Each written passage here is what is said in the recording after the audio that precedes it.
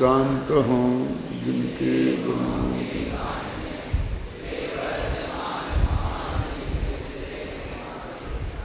समय सार परमागम की 15वीं गाथा चली थी। गाथा का अर्थ तो अपन ने किया था विस्तार से, अब अपन टीका पढ़ते हैं। जो यह अवध स्पष्ट अनन्य नियत अवशेष और असंयुक्त ऐसे 5 भाव स्वरूप आत्मा की अनुभूति है, वह निश्चय से समस्त जन शासन की अनुभूति है।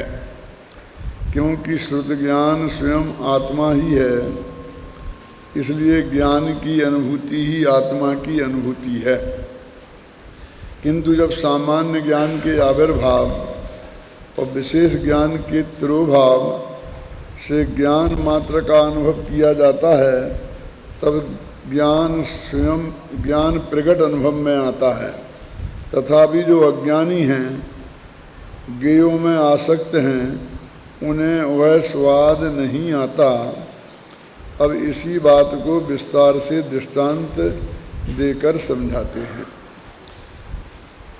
ये कह रहे हैं, सबसे पहली बात तो ये है कि आत्मा अवध स्पष्ट आदि भावों से सहित, इसका मतलब है दृष्टि का विषय।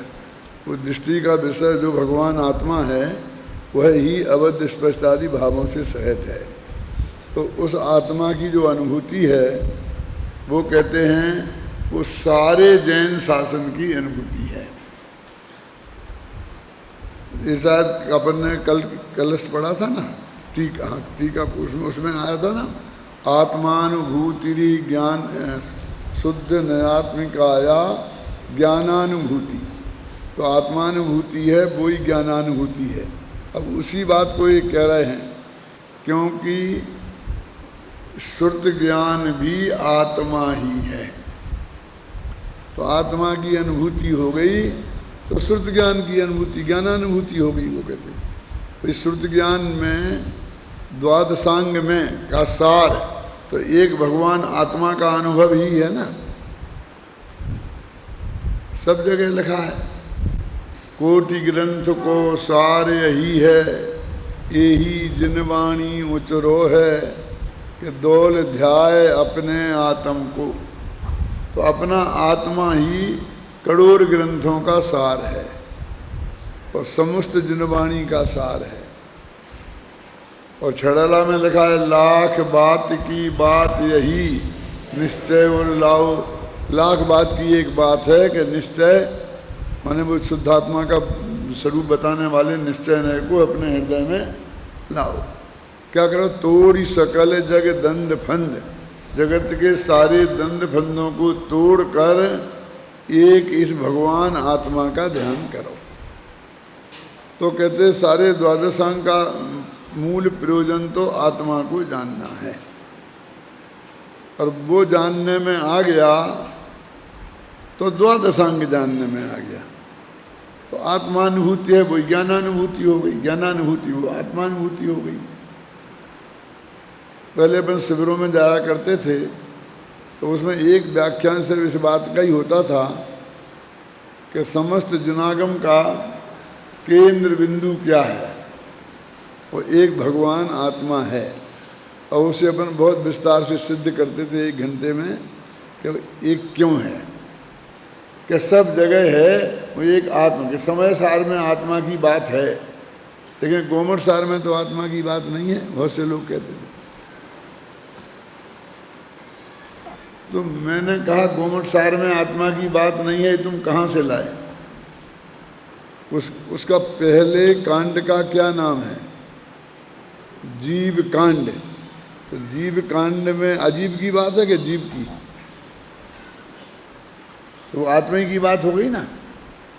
तो ठीक है, कर्म जीव कांड में होगी, कर्म कांड में तो नहीं है। कि कर्म कांड में भी आत्मा की बात है कि इस जीव को कर्मों ने कैसे कैसे कांड दिखाए, उसकी चर्चा उसमें है। वो भी जीव ही की तो है। देखो, इसका नाम है समय सार और उसका नाम है जीव कांड, कर्म कांड। क्या क्या अंतर है उसमें? जीव सार उसका नाम क्यों नहीं रखा? इसका नाम समय कांड क्यों नहीं रखा? दोनों में आत्मा ही की बात है ना। तो उसका एक कारण है कि इसमें तो जीव की सारभूत बात, जो अपना जिससे सीधा आत्मा का संबंध है, आत्मा के अनुभव का संबंध है, उसकी बात है। इसलिए इसका नाम रखा समय सार। और उसमें जीव कांड, जीव ने इस संसार अवस्था में कैसे कैसे कांड किए हैं। कांड तो समझते हो आप?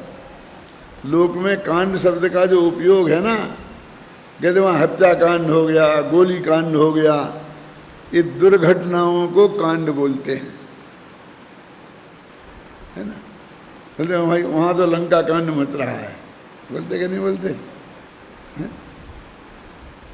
तो एक जीव ने अनादिकाल से लेकर आज तक, और जब तक मोक्ष नहीं हो जाएगा तब तक, ये जीव कैसे कैसे कांड करता है उसका वर्णन है। इसलिए उसका नाम रखा जीव कांड। इसमें कांडों की बात ही नहीं है। मैंने कह दी उससे तो भिन्न है भगवान आत्मा, हमें उससे कोई लेना ही देना नहीं है, वो है ही नहीं। तो फिर कर्म की क्यों आ गई कि जीव ने जो कांड किए उनमें निमित्त कौन था? कि कर्मोदय। भाई ये बात कर्म कांड में बताइए बस, कि जीव के किन किन कांडों में कौन कौन से कर्म का कैसा कैसा उदय निमित्त था। यही वर्णन तो कर्म कांड में है ना। लेकिन बात तो जीव के कांडों की ही है ना। इसमें निर्मल और विकारी दोनों पर्यायों से रहित आत्मा की बात बताई, और उसमें विकारी पर्यायों से सहित आत्मा की बात बताई। तो बात तो आत्मा ही की हुई ना। तो अध्यात्म में माने द्रव्यान योग में आत्मा की बात है, और कर्णान योग में भी आत्मा ही की बात है, ठीक है कि होगी। लेकिन ये जो है ना चरणान योग, इसमें तो खाने पीने की बात है ना, पहनने ओढ़ने की बात है ना।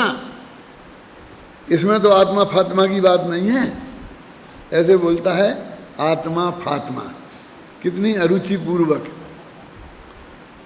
जैसे एकदम ये आत्मा सीधा वहाँ से चला आया हो पाकिस्तान से, है ना। वो फातिमा जिन्ना थी, जिन्ना की बहन का नाम था फातिमा, मालूम है? अरे भाई मैं पूछता चरणान योग में खाने पीने की बात है कि ये आलू नहीं खाना, कि क्यों? क्योंकि उसमें अनंत जीव हैं। चार हाथ जमीन देख के चलना, क्यों? क्योंकि तुम्हारे पैर के नीचे अगर कोई जीव ना मर जाए। तो ये सारा जितना आचरण है चरणान योग में, वो सिर्फ जीव के ही लिए तो है। ये जीव की बात नहीं है कि जीव ना मर जाए, आलू में जीव हैं, इसमें जीव हैं, इसमें जीव हैं, इसमें जीव हैं। तो ये जीव की बात नहीं है चरणान योग में। चलो तुम्हारे चरणान योग में होगी, लेकिन हमारे प्रथमान योग में तो नहीं है। कि तुम्हें प्रथमान योग सौंप किसने दिया? वो भी हमारा ही है। उसमें भी जीव के भ्रमण की ही तो कहानी है कि जीव मर के स्वर्ग में गया, स्वर्ग से नरक में गया, इधर गया उधर गया, फिर आदमी ये हुआ। जितने भी महापुरुषों की है वे भी एक तो जीव हैं, और वे देहों की चर्चा थोड़ी है। वो जीव कहाँ कहाँ गया, कितने भवों की बात है क्या नहीं? तो उसमें भी जीव की ही कहानी है। तो इस तरह चारों अनुयोग आत्मा के लिए ही समर्पित हैं। और यहाँ कह रहे द्वादशांग आत्मा के लिए समर्पित है। द्वादशांग माने पूरा श्रुत ज्ञान आत्मा के लिए समर्पित है। इसलिए वो कहते हैं संपूर्ण श्रुत ज्ञान आत्मा ही तो है। तो चाहे आत्मानुभूति कहो चाहे ज्ञानानुभूति कहो। अब वो एक दूसरा मुद्दा उठाते हैं कि नमक का उदाहरण दे के बात समझाई है। मैं थोड़ा नमक की चर्चा इसमें पढ़ देता हूँ आपको, फिर मैं उसकी बात करता हूँ। जिस प्रकार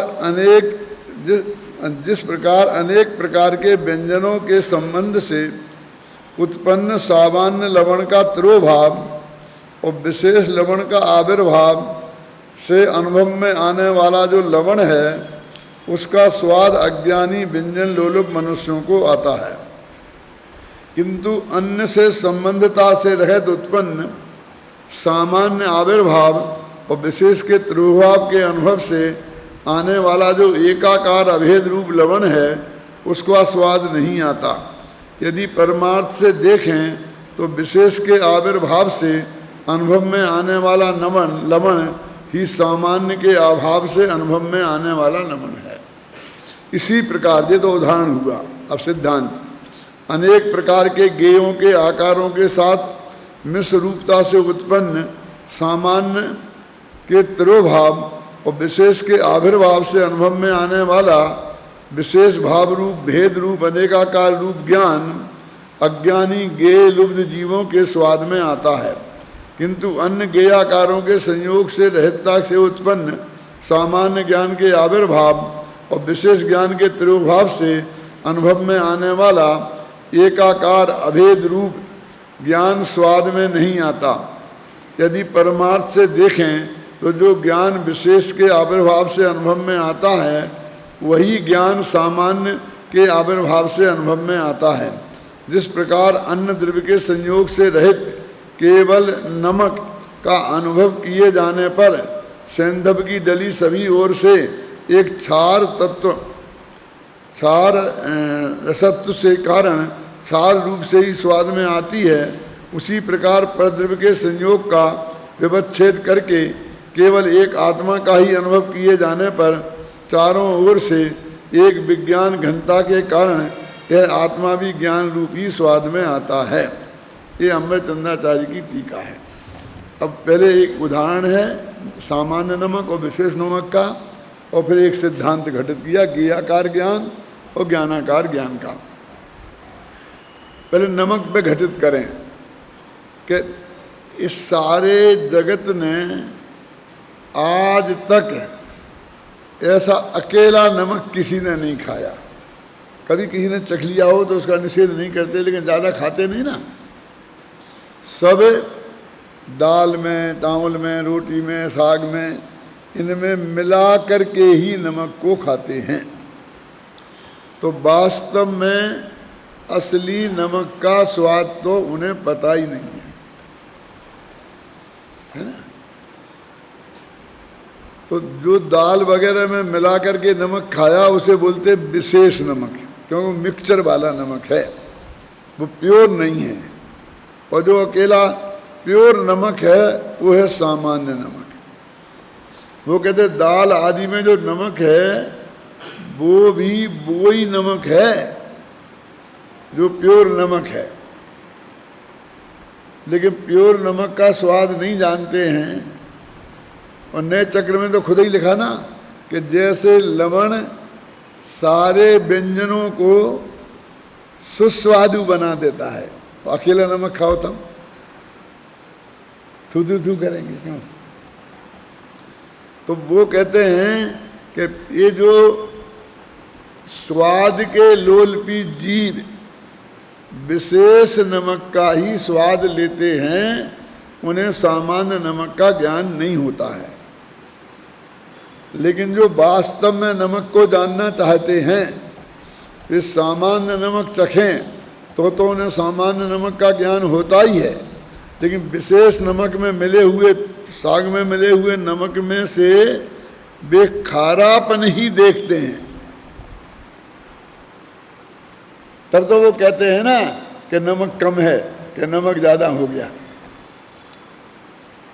समझे ना। अब ये तो उदाहरण की बात है। वास्तव में उदाहरण ज़रा सीधा नहीं बैठा, क्योंकि वो सामान्य नमक किसी को पसंद नहीं आता और विशेष में ही मज़ा आता है। और यहाँ सामान्य ज्ञान के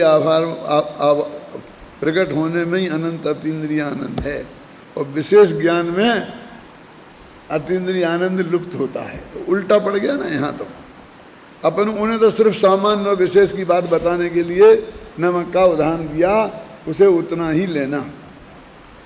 अब एक ज्ञेयाकार ज्ञान और एक ज्ञानाकार ज्ञान। वास्तव में कोई भी ज्ञान कभी ज्ञेयाकार होता ही नहीं, अथवा ऐसा कहो कि जिसको हम ज्ञानाकार कहते हैं वही ज्ञानाकार है, अलग अलग नहीं है।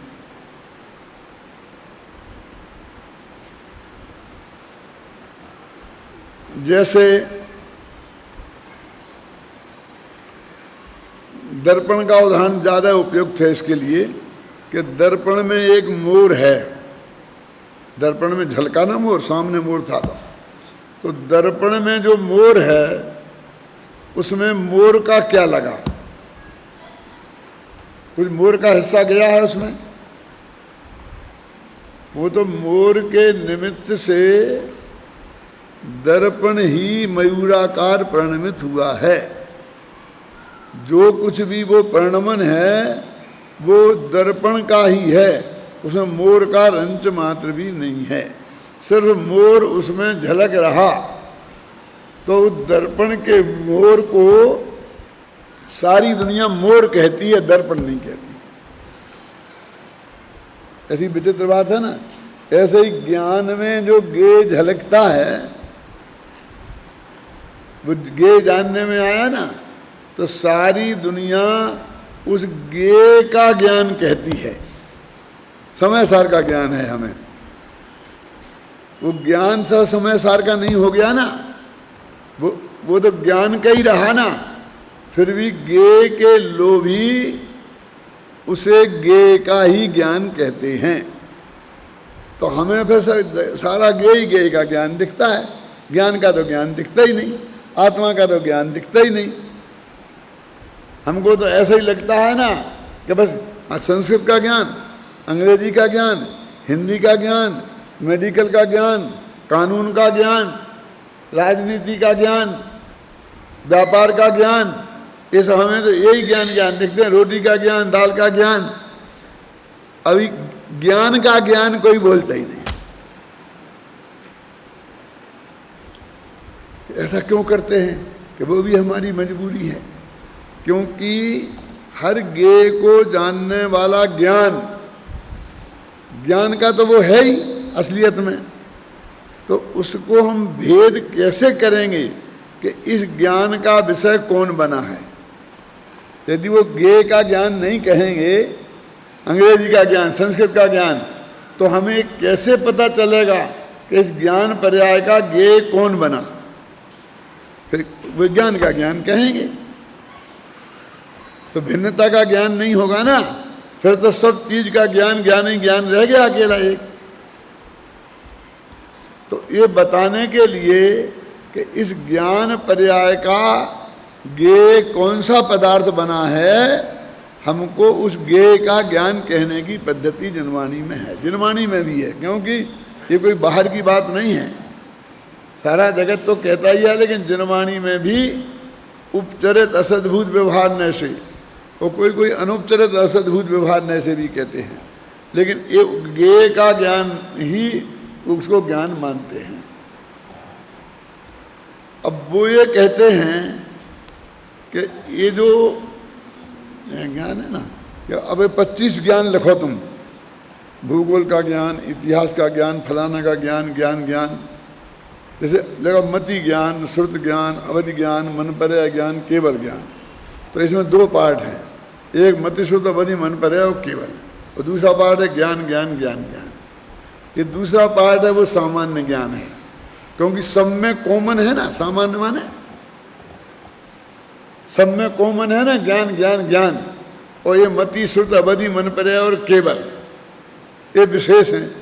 देखो कभी कभी हम मति ज्ञान को अकेला मति कह देते हैं, श्रुत ज्ञान को अकेला श्रुत कह देते हैं, अवधि ज्ञान को अकेला अवधि कह देते हैं, मनपर्याय ज्ञान को अकेला मनपर्याय कह देते हैं, और केवल ज्ञान को अकेला केवल कह देते हैं। कह देते क्या नहीं? मन पर्याय ज्ञान तो बोलते ही है ना, मन पर्याय। तो वो कहते हैं तो सामान्य को तो हम हटा देते हैं लेकिन विशेष को नहीं हटाते। अब आत्मा का अनुभव करना है तो विशेष को हटाओ और सामान्य को रखो। ये मत शुद्धवधि मन पर्याय केवल हटाओ और ज्ञान ज्ञान ज्ञान ज्ञान ज्ञान रखो तो वो निकल आएगा। जो निगोद में सोई मुझ में सोई मोक्ष में जाए, वो ज्ञान ज्ञान तो निगोदिया को भी है और मोक्ष में भी है। फर्क तो मत शुद्धवधि मन पर्याय केवल का है कि उन्हें केवल ज्ञान है, न मति ज्ञान है। समझा ना? तो सारे जगत के जीवों को विशेष का आविर्भाव है। मत ज्ञान श्रुत ज्ञान समझ में आते, इसका ज्ञान उसका ज्ञान तो समझ में आता है, घट ज्ञान पट ज्ञान, लेकिन ज्ञान का ज्ञान समझ में नहीं आता। जबकि वास्तव में वो ज्ञान तो ज्ञान का ही है। अभी दर्पण का उदाहरण दिया था ना। अब जो दर्पण में जो मोर है वो दर्पण का परिणमन है, वो दर्पण की पर्याय है, वो मोर की पर्याय नहीं है। ऐसे ही हमारे ज्ञान दर्पण में जो जो गेय पदार्थ झलके, भले ही हम उन गेयों का नाम लेके कहते हैं कि ये उसका ज्ञान है, लेकिन उन गेयों में से उसमें कुछ नहीं आया है। वो सारा परिणमन ज्ञान का है। और हमारे जैनाचार्यों ने तो बहुत गहराई से ये बात सिद्ध की। परीक्षा मुक्त सूत्र तो आप सब लोगों ने पढ़ लिया होगा ना, उपाध्याय वालों ने भी पढ़ लिया ना, प्राग शास्त्री वालों ने भी, और कनिष्ठ वरिष्ठ सब ने पढ़ लिया है ना। नहीं, कुछ होंगे थोड़े बहुत, नहीं जिनने पढ़ा होगा। उसमें तो ये सिद्ध किया है कि गेय से ज्ञान की उत्पत्ति नहीं होती है। और क्या उदाहरण दिया? केशोंडुक ज्ञानवत, कि जैसे केस में मच्छर का ज्ञान। ये क्या केस में मच्छर का ज्ञान का क्या मतलब? ये महिलाएं तो लंबे लंबे बाल रखती ही हैं, कुछ पुरुष भी रखते हैं और वे ऐसे खुले रहते हैं, तो वे बाल उड़ उड़ के बार बार यहाँ आते हैं आंखों के सामने। तो उन्हें ऐसा लगता है कि मच्छर आया है। आए तो वो बाल हैं और लगता है कि मच्छर आया है, तो ऐसा भगाते हैं, ऐसा भगाते हैं। वो आचार्यों ने देखा होगा कहीं। तो केस में उंडुक का ज्ञान है, तो केस माने बादल, लेकिन ज्ञान किसका हो रहा है? मच्छर का। तो गेय से ज्ञान की उत्पत्ति होती होती तो केस जब सामने हैं तो ज्ञान भी केस का ही होना चाहिए था। ख्याल में आई ना? मच्छर का नहीं होना चाहिए था। मच्छर वहाँ है ही नहीं और ज्ञान हमें मच्छर का हो रहा, और केस वहाँ हैं और उनका ज्ञान नहीं हो रहा। इससे सिद्ध होता है कि गेय से ज्ञान की उत्पत्ति नहीं होती। और गेय को ज्ञान नहीं जानता। क्या कह रहे? अब जो खतरनाक बात कि वहाँ है तो केस, और वो जान किसे रहा है? उसके ज्ञान का गेय क्या बन रहा है? मच्छर। केस नहीं बन रहा। तो गेय से ज्ञान की उत्पत्ति नहीं हुई और गेय को वो जान नहीं रहा। क्यों? अपनी कल्पना में जो गेय खड़ा किया उसे जान रहा, और गेयाकार भी नहीं है, वो मच्छराकार हो रहा है ज्ञान, केसाकार नहीं हो रहा। ये जैन दर्शन का सिद्धांत है। तो वो कहते हैं उस गेय से कोई लेना ही देना नहीं है, ये तो ज्ञान की पर्याय में ही वो एक मच्छर बनता है, और उसने वो ज्ञान की पर्याय में बने हुए मच्छर को जाना है। वही गेय है, उसी को जानने वाला है, उसी से उत्पत्ति हुई। ये सिद्ध किया है आचार्यों ने। तो कहते हैं कि गेय का वहाँ कुछ लेना ही देना नहीं है, फिर भी उस गेय का ज्ञान कहलाता है। कैसी विचित्र बात है। जब वो जो ज्ञान है पर्याय में जो प्रकट हुआ है, उसमें जो कुछ भी कच्चा मटेरियल है वो ज्ञान का ही है, उस गेय का रंच मात्र भी नहीं है। जैसे कि दर्पण में जो भी मोर बना है उसमें जो कच्चा मटेरियल लगा है वो दर्पण का ही लगा है, मोर का उसमें रंच मात्र भी कुछ नहीं आया। कलर तो मोर में से आया होगा ना, नहीं आया। अब ऐसा जगत है कि जिसका कुछ भी नहीं है, वो निमित्त मात्र है। और दो द्रव्यों के बीच में तो वज्र की दीवाल है ना, तो वो झलक कैसे गया वज्र की दीवाल है तो? क्यों? तो मैंने बताया था एक उदाहरण में कि वो दो, एक शेर और एक बकरा, और उनके बीच में बिल्कुल कांच की दीवार है, बिल्कुल पारदर्शी, लेकिन वज्र की बनी हुई है। लोग वहाँ जा नहीं सकते हैं, लेकिन आर पार का जान सकते हैं, है ना, दिखाई दे सकता है, वो चीज़ ज्ञान में झलक सकती है। तो ऐसी पर निमित्त की वज्र की दीवार है, और फिर भी वो आत्मा में झलक जाता है, और उसमें जो भी कच्चा मटेरियल वहाँ से तो आ ही नहीं सकता, गेय में से। अरे अलोक आकाश को जानेंगे तो अलोक आकाश में से यहाँ मटेरियल आएगा? वो तो नहीं आएगा ना। हमने सर्वासिद्धि के देवों को जाना है यहाँ शास्त्रों में से, तो वहाँ सर्वासिद्धि के देव उतर के आएंगे यहाँ? जब कुछ भी नहीं है गेयों का, फिर भी विचित्र बात है गेय का कहा जाता है, और ज्ञान का ज्ञान नहीं कहता कोई। तो हमेशा सामान्य ज्ञान का तिरोभाव और विशेष ज्ञान का आविर्भाव रहता है। इस बात को समझाने के लिए मैं एक बहुत मार्मिक उदाहरण देता हूँ। बेटा किसका के माँ का के बाप का। देखो मैं झगड़े में नहीं पड़ना चाहता हूँ, माताएं भी चिंता नहीं करें, उनका भी है और पिता का भी है ही, इसमें कोई मैं तो सिर्फ अपने उदाहरण के लिए काम ले रहा हूँ यहाँ। देखो माँ के पेट में पला, उसने जो खाना खाया उसमें से वो गया, सब कुछ उसका ही है। 9 महीना पेट में रखा, बाद में दूध पिलाया, पाला पोसा, सुबह से शाम तक सारी फिक्र उसने की, है ना। फिर भी स्कूल में जाते तो बाप का नाम लिखा जाता, माँ का नहीं लिखा जाता। अब तो गवर्नमेंट अपनी भूल सुधार रही है क्या। अपन को तो उदाहरण से सिद्धांत समझना है, तो अपन पुराने जमाने के उदाहरण से काम चलाएंगे। तो उसके पीछे एक बहुत बड़ा मनोवैज्ञानिक कारण है कि भाई माँ के तो उदर में से पैदा हुआ, 9 महीना पेट में रहा, सबने लोगों ने देखा, बड़ा हुआ, पेट देखा, फिर पैदा हुआ, वो भी देखा जाना, फिर उसने दूध पिलाया, उसने पाला पोसा, सारे जगत ने देखा जाना। इसलिए कोई प्रूफ करने की जरूरत नहीं है कि ये बेटा माँ का है। लेकिन यदि पिता का नाम नहीं लिखाएं कहीं, तो ये पता ही नहीं चलेगा कि इसका पिता कौन है।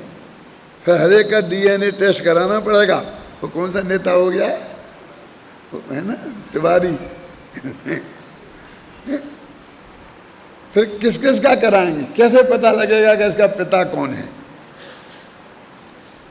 समझ गए ना। तो कहते हैं कि माँ तो अपना सर्वस्व उस पर लुटा सकती है, क्योंकि वो उसका बेटा है, जानता मेरे पेट से उत्पन्न है, ये है। लेकिन पिता भी तो उस पर अपना सर्वस्व लुटाता है ना। सारी जिंदगी काली कमाई करता है, पाप की गठरी माथे पे बांध के नरक में जाता है, और अपने बेटों को सब कुछ दे जाता है कि नहीं दे जाता है? तो उसे तो भरोसा होना चाहिए कि ये मेरा बेटा है, नहीं तो वो कैसे लुटाएगा।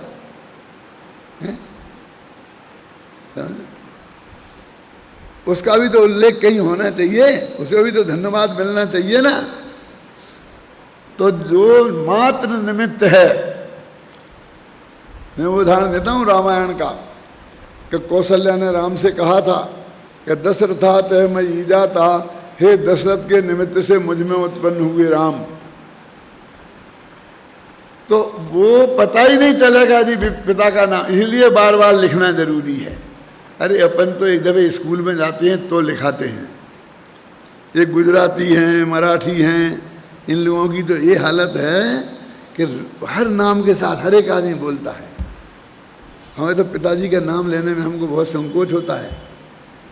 कोई बेटा बाप का नाम आसानी से नहीं लेता है, कहीं बताना पड़े अदालत में तो ही लेता है। लेकिन गुजरात में तो बाबू भाई चुन्नीलाल मेहता, क्यों महाराष्ट्र में भी ऐसे चलता है ना कि बाप का नाम साथ में ही लिखते हैं और बोलते हैं धड़ाधड़। हिंदी प्रांत में नहीं है। हमको क्या दिक्कत है, हमारे यहाँ फर्म बनती है ना बिजनेस की, तो ऐसी बनती रतनचंद हुकुमचंद भारल। यदि फर्म बनाएंगे ना तो रतनचंद हुकुमचंद भारल ऐसी बनाएंगे। अब गुजराती लोग हैं, वे समझेंगे रतनचंद के बाप का नाम हुकुमचंद है, जबकि वो हमारे यहाँ छोटा भाई है। हमारी सब फर्मों के नाम ऐसे ही हजारों सुना दूं मैं आपको। तो दो भाई हैं तो छोटे भाई का नाम बाद में है, और आपके यहाँ चलता है ऐसा धड़ाधड़। क्यों दिलीप भाई, चलता कि नहीं चलता? तो वो कहते हैं कि निरंतर याद रहे हर एक आदमी को कि इसका पिता कौन है। माँ को की जरूरत नहीं है, क्योंकि माँ तो उस दृष्टि से उपादान है, ख्याल में है ना।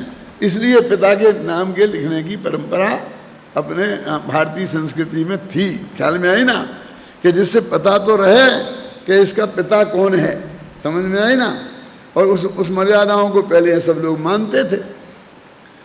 तो ऐसे ही कहते हैं कि मिट्टी का घड़ा बना, तो मिट्टी तो उसमें है ही, वो तो 24 घंटा मौजूद है।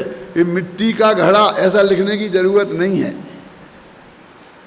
लेकिन निमित्त कुमार है अथवा जिसने खरीदा है वो है। किसका घड़ा? तो बनाने वाला कहो तो कुमार का कहो, नहीं तो हम कहेंगे मेरा है, तेरा है। जिसने 5 रुपया दे के खरीदा है उसका है, नहीं तो पानी का घड़ा, घी का घड़ा। हम कितने हो सकते हैं? ये मुफतिया कितने नाम हो सकते हैं बोलो, जिनका उनमें कुछ नहीं लगा है। ऐसे बहुत से नाम हो सकते हैं ना। तो ये बताने के लिए इसमें पानी भरा जाता है कि घी रखा जाता है कि ये मेरा है, इसकी मालकी मेरी है कि तेरी है, कि जिस कुमार ने बनाया है उसका, इन सब के नाम लिए जाते हैं ना। तो काम होता है उपादान की प्रधानता से और नाम होता है निमित्त का। ऐसा नियम ही है, समझ लो आप। मतलब जिसका नाम हो रहा है समझ लो उसका काम नहीं है। ये सारे जगत में ऐसा है, ऐसा नहीं समझना। क्यों? अपने भगवान महावीर ने आज सारे विश्व में उनका नाम फैल गया है, विदेशों में भी चला गया है। महावीर ने क्या किया? घबराना नहीं। ये तो मोक्ष में चले गए ना। अब मोक्ष में से तो कुछ करते नहीं है वहाँ, उन्हें तो विकल्प भी नहीं है। अब ये नाम पहुँचाया है तो आचार्यों ने, तो आचार्य भी स्वर्ग में चले गए, अब वे वहाँ से कुछ नहीं कर रहे। तो पूज्य गुरुदेव श्री ने पहुँचाया। अब तो ठीक है ना दिलीप भाई, गुरुदेव जी श्री भी गए, 30 साल से उन्होंने कुछ नहीं किया, विकल्प भी नहीं किया। अब जो करने वाले करेंगे, और नाम महावीर से लेके गुरुदेव तक ही आएगा, तुम्हारा नहीं आएगा, घबराना नहीं। जब बेटा तुम कुछ नहीं करोगे और तुम्हारे विद्यार्थी तुम्हारे बेटे करेंगे, फिर तुम्हारा नाम आना शुरू होगा।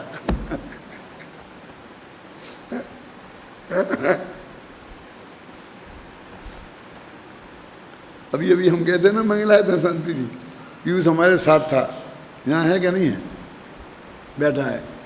तो वहाँ के पत्रकार लोग आए और उनने समाचार बनाया, तो उसमें लिखा कि यहाँ किरमत प्रयाग का शिविर चल रहा है, डॉक्टर भारल उसमें पधारे हैं, उनने ये कहा, उनने ये कहा, सब लिखा। और नीचे लिखा कि उसमें अभय कुमार, पीयूष और फलाने लोहारिया और ये भी लोग थे। अभय कुमार जी को बड़ा विकल्प आया कि मैंने तो लगाया, मैं तो 8 दिन से यहाँ बैठा हूँ, 2 टाइम क्लास ले रहा हूँ। ये तो कल आए। इनका नाम ठोका, इनने क्या बोला वो सब पूरे समाचार में दे चाहे, और उनका मेरा नाम तो साथ में। और पीयूष भी आया कल, उसका एक भी व्याख्यान नहीं हुआ, तो पीयूष का भी नाम साथ में, अभय कुमार का भी नाम साथ में।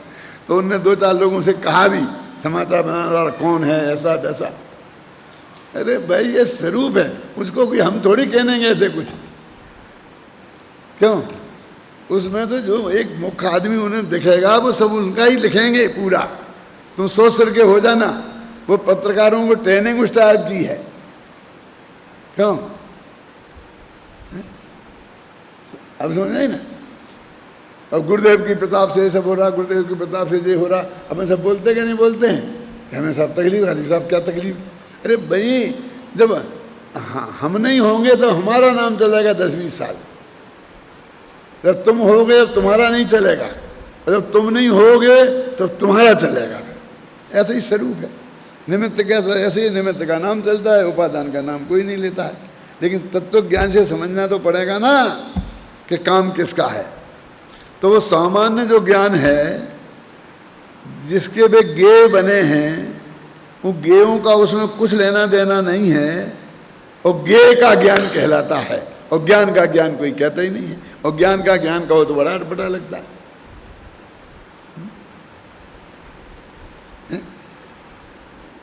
ये समय सार अनुशीलन किसका है, ऐसा कोई भी प्रश्न करे किसका है, और हम ये कहें कि एक कागज का है, कि अनुशीलन समय सार का है, क्यों? तो लोग कहेंगे पागल हो गया है।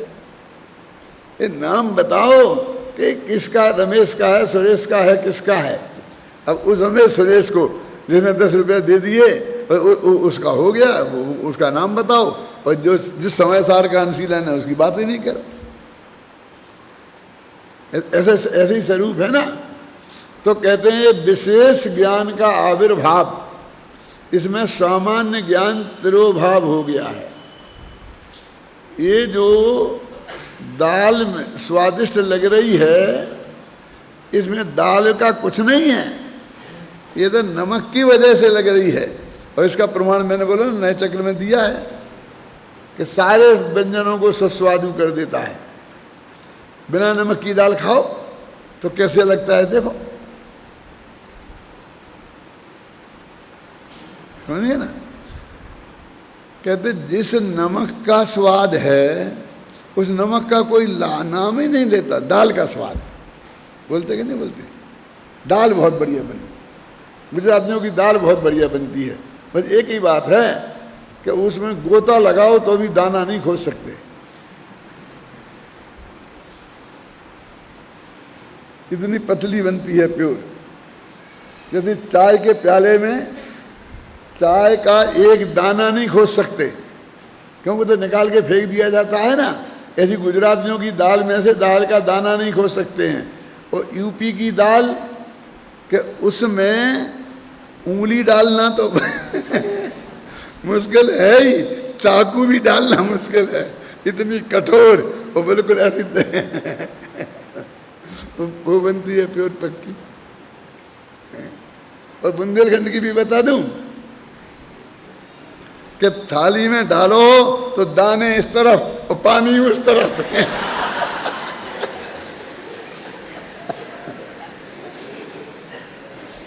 ऐसा थोड़ी है कि मैं अकेला समय सारे जानता हूँ। दाल भी पहचानता हूँ, दाल को भी जानता हूँ, लेकिन दाल को ही सब स्वादिष्ट कहते हैं, नमक को कोई नहीं कहता। ऐसे ही जो ज्ञान है वो तो ज्ञान का है, उसमें ज्ञान की का ही सारे अंश लगे हुए हैं, और फिर भी वो ज्ञेय का कहलाता है। ज्ञेयाकार ज्ञान, ज्ञेयाकार ज्ञान माने ज्ञान में ज्ञेय के आकार झलके। ज्ञेय के आकार झलके क्या, वे कोई ज्ञेय वहाँ है, वहाँ से इसमें आया थोड़ी है, आ भी नहीं सकता। बीच में तो वज्र की दीवार है ना अपनी। वो जो यहाँ बना है वो सब ज्ञान की रचना है। क्या ये मटेरियल भी ज्ञान का लगा है, ज्ञान ने ही रचना बनाई है। ज्ञान का ऐसा स्वभाव है कि जैसा सामने ज्ञेय हो वैसा यहाँ पर वो आकार उसका बन जाता है। उसके लिए कोई प्रयत्न नहीं करना पड़ता उसे। जैसे दर्पण को उसके सामने कोई चीज हो तो उसको अपने झलकाने में, वैसा ही बिल्कुल बनाने में कोई दर्पण को मेहनत नहीं करनी पड़ती, न ज्ञान को भी नहीं करनी पड़ती। अब वो सारा माल है ज्ञान का और कहलाता है ज्ञेय का, ज्ञेयाकार ज्ञान। अब वो कहते हैं कि ज्ञेय के लोभी जो जीव हैं, स्वाद के लोभी जो जीव हैं, वो हमेशा दाल में ही न डाल के नमक खाते हैं, अकेला नमक खाते ही नहीं। ऐसे ही ज्ञेय के लोभी जीव गे को जानने रूप ज्ञान को ही देखते हैं, इसलिए उन्हें वो गे ही गे का ज्ञान दिखाई देता है। जितने पदार्थ उनके ज्ञान में झलके वे गे, और इसलिए उन्हें गे का लोभ ही कहते हैं, गे लुब्धा नाम। ख्याल में ना उदाहरण दिया, बहुत अच्छा। एक भजन आता ना, भूमि ना होते चांदनी की ज्यों त्यों नहीं धनी गे को ज्ञानी। जैसे चंद्रमा की चांदनी जिस पदार्थ पे पड़ जाए तो क्या वो पदार्थ चांदनी का हो जाता है? भूमि न होते चांदनी की ज्यों, जिस पे चंद्रमा की चांदनी पड़ जाए वो जमीन चंद्रमा की नहीं हो जाती है। ऐसे ही त्यों नहीं धनी गे को ज्ञानी। गे को जानने वाला ज्ञानी गे का मालिक नहीं है, पर हमारी ये आदत है कि हम उस गे के मालिक बनना चाहते हैं। जो हमारे जानने में आए वो हमारे बाप का बस, और आज तो उसे कानूनी संरक्षण प्राप्त है। कैसे? ये क्या बोलते हैं इसको, वो कला देते हैं ना, कोई अपन ने शोध की तो शोध का अपने नाम करा देते, अपन को मिलता है पैसा जिंदगी भर, फिर क्या बोलते, क्या करा लेते हैं? हाँ, पैटर्न। अब हमने किसी आदमी ने नीम के पत्तों में से एक गोली बनाई और वो गोली किसी बीमारी विशेष में काम करती है। अब गली गली में नीम है अपने हिंदुस्तान में तो, और अपने गांव गांव की माताएं बहनें हमेशा उस दवाइयों का उपयोग करते हैं। सुबह नीम की पत्तियां खो के सुबह खाते हैं सब, चैत के महीने में। करते कि नहीं करते? माने उन दवाइयों का प्रयोग सब जानते हैं, मेरे कहने का मतलब। अब अमेरिका ने खोज खाज के और उसकी एक गोली बनाई और पैटर्न करा लिया। अब वो कहता है कि अब तुम नीम की पत्ती खा के अपनी बीमारी ठीक नहीं कर सकते, तुम नीम की गोली नहीं बना सकते, बस मेरा रिजर्व है, अब मेरे से तुम खरीदो, मैं 10 रुपया में एक गोली दूंगा इतनी सी। अब जो नीम हमारे सामने पड़ा खड़ा है, चाहते पत्ते ले लो चाहते निबोरी ले लो, और उसके लिए पेटेंट हो गया। क्यों? कि मैंने पहले जाना, बस खत्म, मैंने अणुबम बनाया और मेरी हो गया, बस खत्म, तुम नहीं बना सकते। लेकिन तू हमें बताए मत, लेकिन जैसे तूने बना लिया हम भी तो खोज के बना सकते हैं ना। लेकिन वो नीम पे पेमेंट हो गया साहब, इसका पेटेंट हो गया, उसका पेटेंट हो गया। तो ये गे पे अधिकार हो गया ना जबरदस्ती। सिर्फ तुमने जाना है, तो केवल ज्ञानी ने तो सारे गे जाने हैं, तो सब केवल ज्ञानी के हो गए। अब केवल ज्ञानी के साथ तो ये कह नहीं सकते कि उसके बाप के हो गए, तो अच्छा नहीं लगेगा ना। लेकिन सारा जगत जिसको जानता है उसे अपना मान लेता है, उसका ज्ञान गेयाकार परिणमित हो गया है, वो गे में लुब्ध है। अब कहते हैं कि जिसको जाना उसको तुम हटा दो तो फिर क्या बचा? चाहे समझदार को जाना हो, चाहे अंग्रेजी को जाना हो, चाहे संस्कृत को जाना हो, सब जानना जानना जानना जानना ज्ञान बना ना। यूनिवर्सिटी में क्या काम होता है भैया? बोलो क्या काम होता है यूनिवर्सिटी में? क्या? पढ़ाई। अब पढ़ाई कॉमन हो गई ना, काय की पढ़ाई? अब ये विशेष होंगे फिर कि इंग्लिश की, संस्कृत की, ज्योग्राफी की, विज्ञान की, मेडिकल की, फिर तुम चाहते भेद करो। लेकिन असलियत में तो विश्वविद्यालय पढ़ाई का स्थान का नाम है ना। ऐसे ज्ञान तो ज्ञान ही ज्ञान है ना, पढ़ाई तो पढ़ाई है ना। तो कहते हो तुम यदि इस फर्स्ट पार्ट पे ध्यान दोगे, सामान्य ज्ञान पे, तो सब ज्ञान ज्ञान ज्ञान ज्ञान ज्ञान ज्ञान ही है। तो भगवान आत्मा ज्ञान ज्ञान ज्ञानानंद स्वभावी ही है, ज्ञानी ज्ञान है। गे के लोभियों को गे दिखाई देता है, तो ये भगवान आत्मा जो अपना है वो ज्ञान सामान्य कहलाता है। उस ज्ञान सामान्य ज्ञान का आविर्भाव जब हमें ज्ञान ज्ञान ज्ञान ज्ञान दिखाई दे, वो सामान्य ज्ञान का आविर्भाव है। और वो जो गेयों को जानने वाला ज्ञान वो दिखाई दे तो विशेष ज्ञान का आविर्भाव है। समझना? वो हमें नमक चाहे डली में हो, ध्यान से सुनना, चाहे वो दाल में पड़ा हो, चाहे सब्जी में पड़ा हो, वो सब जगह हमें नमक नमक नमक नमक नमक ही दिखे, तो वो नमक का ज्ञान हुआ, सामान्य नमक हुआ वो। ऐसे हमें हर जगह ज्ञान ज्ञान ज्ञान ज्ञान दिखे, वही सामान्य ज्ञान का आविर्भाव हो गया, और वही भगवान आत्मा है। अनादि अनंत जो ज्ञान है ना, वो ज्ञान ज्ञान स्वभावी भगवान आत्मा है। गुणगुणी का भेद है ना, तो इसलिए कहते हैं कि उस सामान्य ज्ञान को जानो, वो चाहे आत्मा को जानो, एक ही बात है। और उसमें अपनापन, उसका नाम सम्यक दर्शन, उसमें निज रूप का होने का नाम ज्ञान, उसका नाम सम्यक ज्ञान, और उसमें लीनता, उसका नाम सम्यक त्याग। ये मुक्ति का मार्ग है। फिर इतनी सी बात है। सामान्य ज्ञान का आविर्भाव माने कौन सा? वो नमक, सामान्य नमक का आविर्भाव और विशेष नमक का तिरोभाव। जब कोई वैज्ञानिक नमक पर शोध करेगा, कौन? स्वास्थ्य विज्ञान का धनी वो वैज्ञानिक, समझ लेना, समझिए। तो वो कि इन नमक के क्या क्या उपयोग हो सकते हैं। आजकल तो मालूम आप क्या जानते हैं कि ये दवाइयाँ आती हैं जितनी, तो उसमें कौन सा लवण है, 99% लवण के नाम से आते हैं।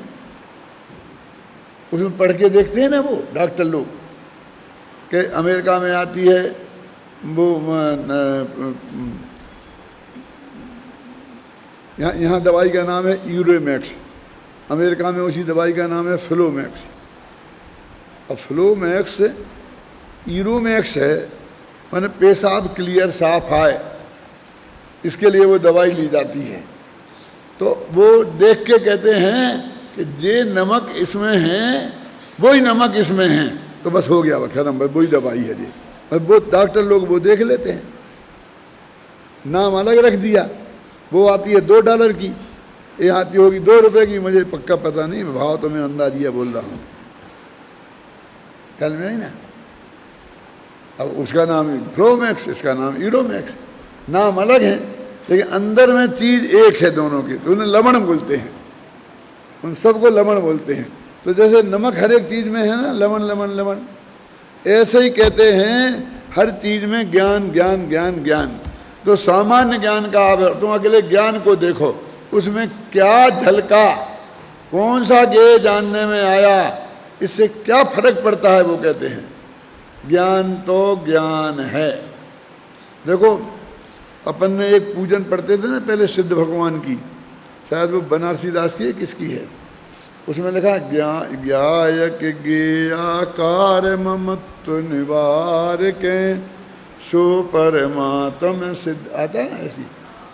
तो लोग मैंने कहा ये ज्ञेयाकार ममत्व निवार के। अब उस जमाने में जब गुरुदेव श्री का उदय नहीं हुआ था, ये ज्ञेयाकार ज्ञानाकार कौन समझता था। तो कहे भाई ये क्या है, ये गलती छप गया है।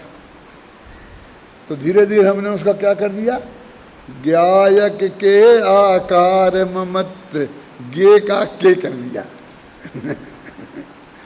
अब इसका क्या अर्थ है ना, इसका अर्थ समझ में आया, लेकिन ज्ञायक गे गे गे आकार शब्द ही नहीं सुना था, के आकार तो समझ में कुछ आया था। अब वो तो ये कह रहे बनारसी दास तो थे समय सारी, वो मेचकत्व वाले, वो लोग मेचक अमेचक का अर्थ है। बनारसी दास ने क्या किया, पांडे राजमल ने क्या किया, जयचंद छाबड़ा ने क्या किया, मालूम है कुछ? अभी वहां तक नहीं आया ना, पुराना पढ़ा होगा ना किसी ने। बेसमल अमल करते हैं, एकाकार अनेकाकार करते हैं।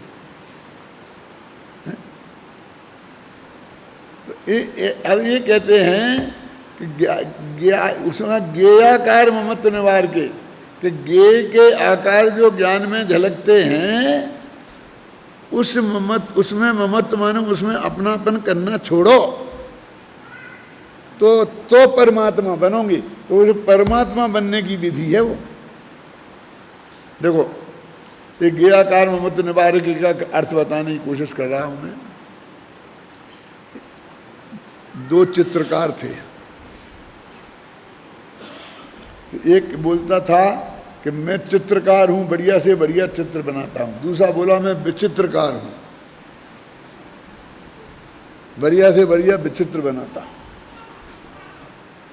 कि दोनों को दो दीवारें सौंप दी आमने सामने की और बीच में पर्दा लगा दिया और एक कहा कि तुम बढ़िया बढ़िया चित्र बनाओ दोनों जने। फिर बाद में राजा साहब देखेंगे और उनकी कमेटी देखेगी और जो चित्र फर्स्ट क्लास फर्स्ट आएगा उसको पुरस्कार दिया जाएगा। तो एक आदमी ने अपना चित्र बनाता रहा बराबर 15 दिन तक और दूसरा आदमी वो दीवार थी उसकी घुटाई करता रहा। नहीं, लोग कहेंगे ये अभी तक घुटाई कर रहा है, पर 8 दिन निकल गए, 12 दिन निकल गए, बनाएगा कब? वो तो घोंटता ही रहा। फिर राजा साहब देखने आए तो वो सब चित्र देखा और देख करके बहुत खुश हुए। फिर कहा तुम बताओ तुम्हारा। तो उसने कहा पर्दा हटाओ। तो पर्दा हटाया तो वो सारा चित्र उसमें दर्पण जैसा हो गया था ना, झलक गया। वो भी बिल्कुल वैसे ही तुम्हारा। अब निर्णय करना मुश्किल कौन बढ़िया है कौन नहीं। ये चमकदार दीवार ज्यादा, उससे ज्यादा बढ़िया दिखे। क्यों? अब मैं ये कहना चाहता हूं कि ये वो जो दीवार है वो तो है ज्ञानाकार ज्ञान, और ये जो दर्पण ये झलक रहा है एक गेयाकार हो गया। तो उस दीवार में ये रंज मात्र भी कलर लगा है, बोलो नहीं है ना? तो अब ये कहते हैं कि अब कोई भी देखता है तो उसे वो उतने गे जो झलक रहे उन सहित ही वो दीवार दिखती है। तो सब उसको ही देखते हैं। कौन? जहां जो वहां दीवार पे है ही नहीं, जो उस दीवार पे है ही नहीं, सब उसे देख रहे। ये बहुत बढ़िया चित्र है, बहुत बढ़िया चित्र है, और है ही नहीं। और जो है उसे कोई नहीं देख रहा। तो ऐसे कहते ज्ञान की दीवार में एक गे झलके तो ये सामने देखने वाले को ये गे दिखते, इसका ज्ञान उसका ज्ञान। सप्त तीर्थ 9 क्या है, पंचाचारी, कितना कितना ज्ञान है। और डबल MA, ट्रिपल MA, 5 विषयों में MA हो गए, ये हो गए, वो हो गए, ये सब दिखता है तो ज्ञान। अब वो कहते हैं कि ये अब ये कैसे हटाएं? ये दीवार को तो हटाया नहीं जा सकता और ये उसके झलकेगी। अब तुम इस चित्र को हटाकर जो झलक रहा है उस झलकन को हटाकर अकेली दीवार देखो। इस कला का नाम है आत्मानुभव। अब हम बीच में पर्दा लगा देंगे। क्यों? पर्दा लगा देंगे तो वो दीवार दिखेगी, फिर नहीं दिखेगा वो क्लियर। अब देख लो और हटा के देखो, लगा के देखो, 3 दफे देखने की फिर है आपको सुविधा। अब वस्तु के स्वरूप में ये सुविधा नहीं है। क्यों? कि वहां कोई ऐसा पर्दा लगाने की व्यवस्था नहीं है कि तुम्हें बार बार वो गे जो हमारे ज्ञान में झलकें, उसे सुमेरु पर्वत जैसी ठोस दीवार बनाओ। सुमेरु पर्वत तो गोल गोल है, तुम्हें हिमवन पर्वत की बनाओ ना दीवार। समझ गए आप? हिमवन महामन मन निषद, समझ में आ गया कि नहीं? अब उसके पीछे तो भी वो झलकेगा। ज्ञान में तो ये झलकेंगे ना, समझ में आएगी ना तुम्हारी बात? केवल ज्ञान में सब झलकेंगे कि नहीं? कौन सी दीवार रोक सकती है? अब दीवार बनाने की सुविधा नहीं है, पर्दा लगाने की सुविधा नहीं है। अब गे झलकेंगे और तुम गेयों से रहित ज्ञान देखो। जैसी वो दीवार है ना कि उसमें चित्र बना नहीं है, तो चित्रों से रहित दीवार देखो। तो वहां तो सुविधा है, पर्दा लगा दो, तुम 3 दफे लगाओ, 3 दफे उतारो, सब समझ में आ जाएगा। लेकिन यहां नहीं है सुविधा। यहां तो लोक का लोक जितना ज्ञान तुम्हारा निर्मल होगा, यदि केवल ज्ञान जैसा निर्मल होगा तो सारा लोक का लोक झलकेगा। अब तुम्हें वो गेयों के आकार झलक रहे और उनसे रहित ज्ञान का स्वरूप देखना है, उसका नाम है सामान्य ज्ञान का आविर्भाव। और वो सामान्य ज्ञान का आविर्भाव हुआ और तुम्हें अगले क्षण सम्यक दर्शन हो जाएगा।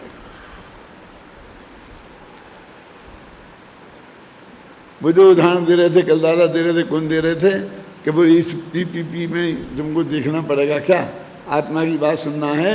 ना रहट राजा साहब आए, रहट चल रहा था तो उनका घोड़े को पानी पिलाना था, तो घोड़ा बिचकता था आवाज़ से, तो उन्होंने कहा ये आवाज़ बंद करो। आवाज़ बंद की तो पानी आना बंद हो गया। कि पानी चलाओ, तो चलाया तो आवाज़ आना शुरू हो गई। कि आवाज़ बंद करो और पानी चलाओगे साहब, ऐसा नहीं हो सकता। यदि तुम्हारे घोड़े को प्यास लगी है तो उसे चेंचे पेपे में ही पीना पड़ेगा। ऐसे ही वे गे झलकेंगे और तुम्हें उन गेयों की झलक के बिना ज्ञान का स्वभाव देखना पड़ेगा। वो सामान्य ज्ञान का आविर्भाव है और वो कला तुम में है, देखा जा सकता है। अनंत ज्ञानियों ने देखा है, नहीं देखा होता तो उन्हें मोक्ष की प्राप्ति कैसे होती। इसका नाम है सामान्य ज्ञान का आविर्भाव। इसका नाम है ज्ञान ज्ञेयाकार नहीं हुआ, ज्ञान ज्ञानाकार ही रहा। कैसी विचित्र स्थिति है, समझे ना। दर्पण है, उसमें जो भी सामने होगा वो झलकेगा। तुम्हारे घर में दर्पण होगा तो झलकेगा कि नहीं झलकेगा। अब उसके बिना जिसमें वो चीजें हटाओ जो झलक नहीं है, और अकेला दर्पण को तुम्हें देखने की कला चाहिए, और वो कला है, हम देख सकते हैं, वो रास्ता खुला है। तो इतनी सी बात इस गाथा में कही है, बाकी की बात कल।